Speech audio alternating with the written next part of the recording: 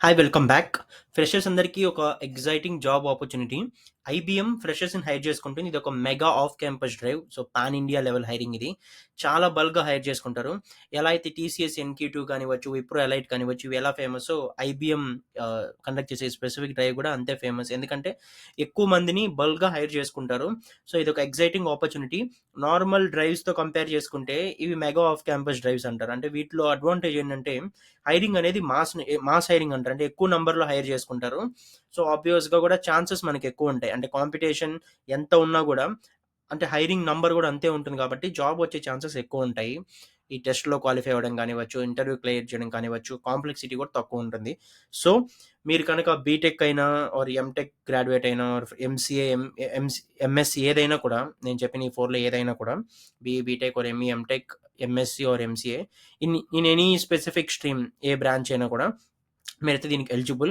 మనం దీని గురించి కంప్లీట్ డీటెయిల్స్ అయితే చూద్దాం. ఎలా అప్లై చేసుకోవాలి అవన్నీ కూడా మాట్లాడుకుందాం.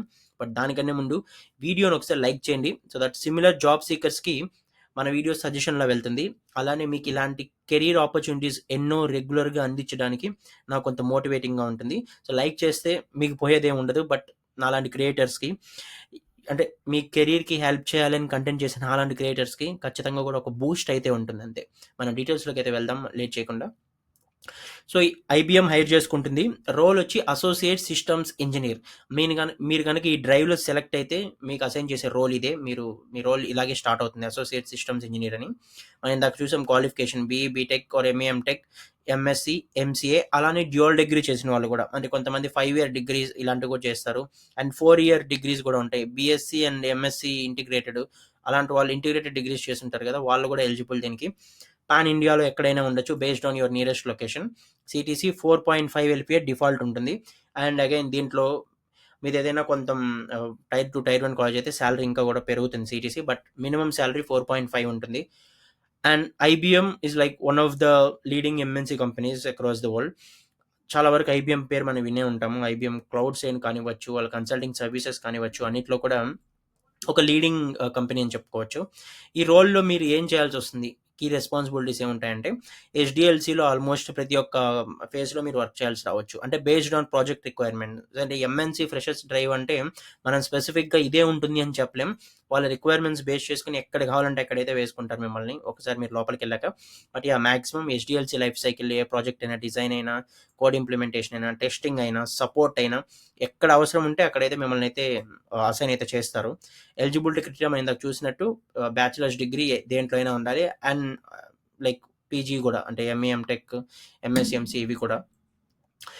యాహ్! సీఎస్ఐటీ ఉంటే ఆబ్వియస్‌లీ మీకే హెల్ప్ అవుతుంది. ఎందుకంటే స్టార్టింగ్ ఆన్‌లైన్ టెస్ట్ అయి ఉంటుంది కాబట్టి. బట్ ఏ బ్రాంచ్ అయినా కూడా దీనికి ఎలిజిబుల్ అప్లై చేసుకోవడానికి. ఇంకొకటి మెయిన్ థింగ్ మీకు మినిమమ్ 6 ఓ సీజీపీఏ ఉండాలి లేదా 60% అయితే ఉండాలి.